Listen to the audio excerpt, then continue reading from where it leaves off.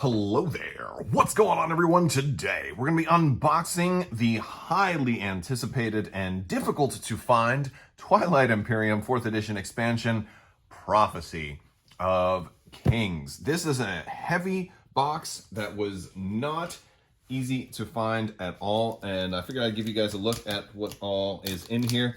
I did not pre-order this. And as by the time I got around to try to pre-order it, it was already sold out. Nobody had it anywhere. I had found a copy from one store. It got totally lost in the mail. They were great enough to refund me, and then I had to eventually go onto eBay to finally find a copy because this is totally sold out everywhere until reprints happen, if they happen, which could be in 6 months or more. So, yeah, tough game to find right now.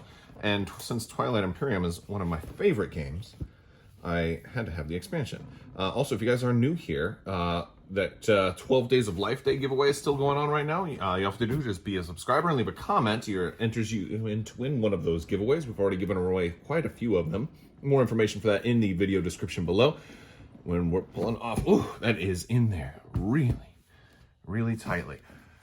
And whew, this is the first thing we see. I'm so excited about this game. Also, if you guys like Twilight Imperium, you might want to check out a video I was a part of. I'll put a link down in the comments for the 12 Days of Twilight, which was kind of a funny little collaboration for a lot of different game developers. Boy, we've got, rather content creators. We've got a lot of cardboard here. This is very heavy. We've got lots and lots of cardboard. I'm going to pull that out. We've got our Twilight Imperium Prophecy of Kings Expansions rulebook, as well as a lore compendium. And oh man, this has got a good insert. This has got a high quality insert in this thing. Look at that. That's nice. All right, we've got our different races cardboard. We've got all of our plastic ships. We've got all of our cards. And look at that. It's all the mechs for all the other. All right, we're going to take a look at the mechs. Let's take a look at them. Oh my gosh, look at all these. There's a lot of cards. Look at this. Lots and lots of cards. Let's see. I'm going to try and organize most of this and kind of give you guys a rundown. But boy, oh boy, lots of cards, and they all need to be cut open individually, don't they? But man, this is nice. I like the good inserts. I'll say this. One of the things that was kind of a bummer for me is that I had gotten the Broken Token Twilight Imperium 4th edition insert, put that together, and stained it, and really spent a lot of time with that. And then this comes out, and I'm like, how am I going to integrate both of them? And are they going to do a whole new one? I don't even know. I guess we're going to have to wait and see. Let's take a closer look at some of the components. All right, so I've taken a bunch of the cards out, and we have a lot of stuff here, and I'm just going to kind of go over it briefly. There's, I guess, new technology cards, and we've got those for all of the existing colors, because while this has 2 new players that it adds, you can add the pink and the orange.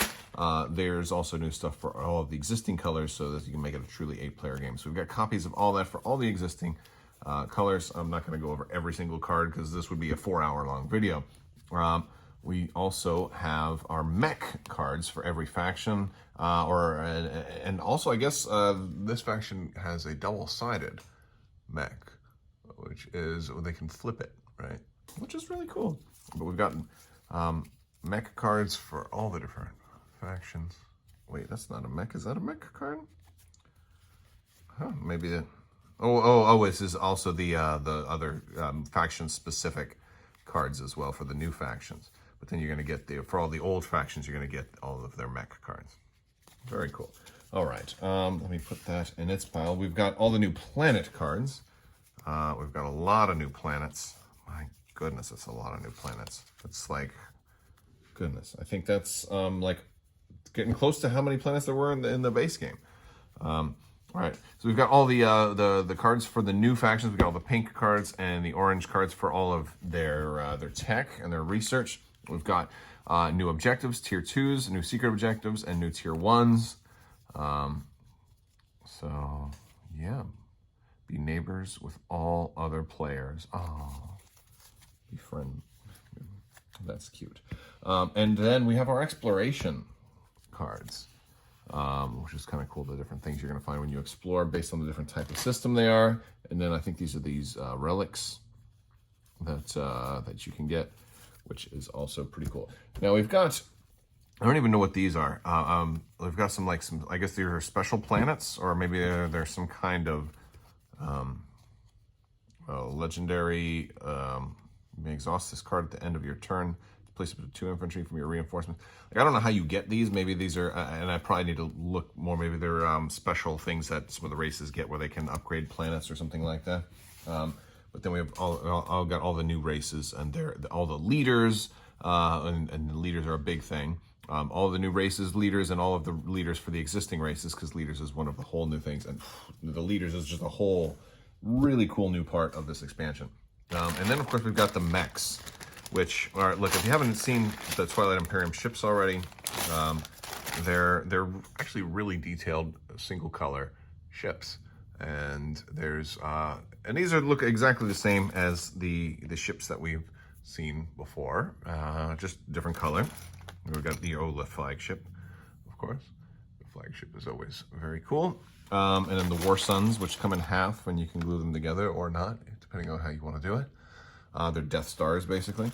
But yeah, so we've got all of those for both pink and orange. But the new thing that's added, and the strange thing is they put all the mechs in one bag, and so instead of adding the mechs to the pink and the orange, they just put all of the mechs together. And this is kind of how they look. They look pretty good. How do they stand up? Do they stand up okay? Yep, they stand up all right. They're balanced. They can stand. All right. So, it looks like, what is it, 4 mechs for each color? Yeah, it looks like 4 mechs per color. So that's fun. And I'm gonna paint all of these up. It's gonna take me a long time. Hopefully I'll get it done by the new year, but probably not. Maybe we'll get it done, because I painted all the other stuff, so I have to paint these now too. I can't have half a game that's painted and half of it's unpainted, right? And then we've also got, we got more. We got the cardboard. Let's take a look at all these planets. All right, so we've got 4 there, 4 there. Oh wow, this one has 3 planets on it. That one's pretty cool. We've got another bee wormhole on that one. Oh, there's Hope's End. Oh, that's a really cool looking planet. Oh, those are both, oh, those 2 crashed into each other, so it's just one. Oh, wow. All right. And we got those 4. We've got these 4. We got some empty space. Oh, empty space. All right. Oh, and some new, oh wow, is that somebody's home system? It looks like a freaking, oh, I gotta look that up. That looks like they start inside a supernova. Plus you got more trade goods and more of the tokens. I'm not punching everything out right now. And I wonder what these are. Borders, maybe you can't cross, impassable, or force fields. Oh my goodness, we got a whole bunch of those. What in the world is that? I don't even know what they are, but they're cool. I like it. And then a 4 and a 2, wait, what? Oh, look at this one. That's cool too. Look at this. You can put this one anywhere. Look at that. That can go anywhere. Look at this. Oh, that is amazing. Maybe it moves. I'll have to read more about it. And hey, look, we got our proof of purchase. And oh, the upgraded diplomacy and construction cards. Oh, I didn't know they. I remember they upgraded diplomacy. I don't remember them upgrading construction. Place a PDS or a space dock, and then place a PDS. Spend a token from your strategy pool and place it in any system. You may either place a space dock or a PDS on a planet you control. I'm trying to think of how the other one was. It's either the token or the PDS option that's new in there. I think. I don't know. I think we talked in my interview with Dane. We talked a little bit about the diplomacy change. But yeah, so a lot of that. We also have our all of this stuff. So basically we're gonna have our 2 new colors sideboards here, and then for every color we're gonna get the mech board and the quick reference. What's on the other side? Oh, it's the same thing on either side. And basically this is where you're gonna put your leaders and your mech card, as well as kind of an updated quick reference guide. And these are double-sided. You can flip those any way you want. And then last, but most certainly not least, is the new races. We've got the Imperium. Nebula don't affect your ship's movements. Ether passage. After a player activates a system, you may allow that player to move their ships through systems that contain your ships. Oh, that's interesting. That could be very friendly, huh? Dark Whispers. During setup, take the additional Imperium faction promissory note. You have 2 faction promissory notes. Okay. And then so they're all about diplomacy, huh? Then they have their flagship as the Dynamo. After any player's unit in this system or an adjacent system uses sustained damage, you may spend 2 influence to repair that unit. Oh man, this is totally like, you want me to be your friend, don't you? Yes, of course you want me to be your friend. I love it. Oh, and then they have, of course, their lore on the back. They are going to have the lore on the back.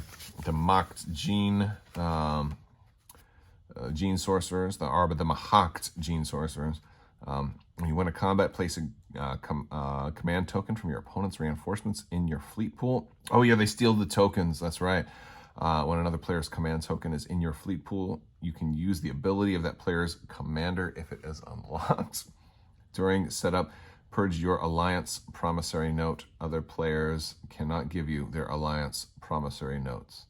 Oh man, nice. So you are all about war. Look at these guys. What are these guys? These guys like dragons?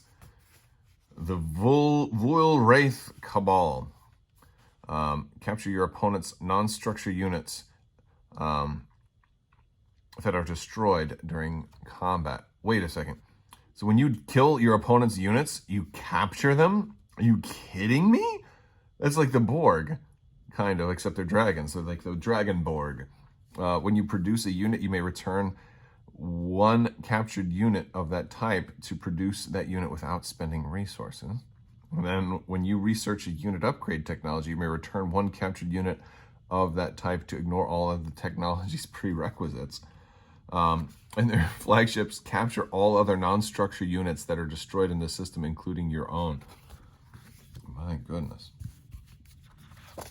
But like, yeah, so how do you know when stuff is captured? Because you're going to have the other player's color on it. So I don't know. That's going to be wild. We got the cats with the little monkeys riding them. Okay. Distant Suns. When you explore a planet that contains 1 or more, the Nazruka Alliance, okay, that contains 1 or more of your mechs, you may draw an additional card. Choose 1 to resolve. Oh, they want to explore. Okay. And then as an action, you can purge 2 of your relic fragments of the same type to gain a relic, or purge 1 of your relic fragments to gain a command token. The cool thing about that is that's an action that they get to do, so they can stall by doing this. And then their flagships, your mechs in this system, roll an additional die during combat, which is nice. The Argent Flight, our bird people. Man, we got 2 more races after this too. Wow. The Zeal they have. You always vote first during the agenda phase. When you cast at least 1 vote, cast 1 additional vote for each player in the game, including you. That's so strong. Very political. When 1 or more of your units uses anti-fighter barrage, each of your hits produces in excess of your opponent's fighters. Choose 1 of your opponent's ships that has sustained damage to become damaged. So wow, your anti-fighter barrage is also really, really good because that can actually hurt the big ships as well. And their flagship Quetzalcoatl. Other players cannot use space cannons against your ships in this system. Ouch. Oh man, so that kind of trumps the turtle's entire defense. Oh my goodness. All right. Well, at least for that particular one. Let's see. We've got the Nomads. Well, they got the Halo ring going on around that particular planet, right? During setup, take 2 additional Nomad faction agents and place them next to your faction sheet. You have 3 agents. Oh, okay. So the agents are some of those leaders. So they start with extra leaders. During the agenda phase, after an outcome you voted for or predicted is resolved, gain a trade good. Oh, okay, so if you go with the group, you get a trade good. You may, and in the flagship Memoria 1, you may treat this unit as if it were adjacent to systems that contain 1 or more of your mechs. So he can warp into wherever mechs are. Sustained ban, and he's got anti-fighter barrage. And then we've got, oh, these guys are robots, the Titans of Ul. He's got a lot of, there's a lot here. After you explore a planet that does not have a sleeper token, you may place or move one sleeper token onto that planet. When you activate a system that contains one or more of your sleeper tokens, you may replace each of those tokens with a PDS from your reinforcements. So you start putting PDSs down. Wow. If your flagship or your awakened faction ability places your units in the same space or onto the same planet as another player's units, your units must participate in combat during the space combat or ground combat steps. Your units, oh, so if I've got a sleeper unit there and you already land troops and you colonize that planet, I put my PDS there, but I have to participate in your combat. So basically you take control of it. But it's still mine, but you're in control of it. That's so weird. And then the Kuranos, after you activate a system that contains one or more of your PDSs, you may replace one of those PDSs with this unit. So I can put my flagship there too. Oh my goodness. That's, they're like Transformers. I think that's what it is. They're basically like Transformers. Wow. All right. So, whew. All right, you guys, that's Prophecy of Kings. I can't give you my full thoughts on it yet because I'm just kind of getting it out the box. It seems like it's adding an awful lot to a game that's already incredibly deep. Hey, I love it, though. This game is so much fun. I feel like this is going to be a lot of fun. I have played Twilight Imperium more than some other games, but less than I want to. So hopefully I'll be able to get some more games of this going later in 2021 and really be able to dig into this one. I want to hear from you guys, though. What do you guys think? Have you guys played Twilight Imperium at all? Do you play on Tabletop Simulator? Do you have like a whole day to dedicate to sit in front of the computer to play it there? Or are you really looking forward to being able to get back to your game store, gather with, you know, up to 8 people to play a giant TI4 game? That sounds like a lot of fun to me. I want to thank you guys so much for watching, and as always, have a great day.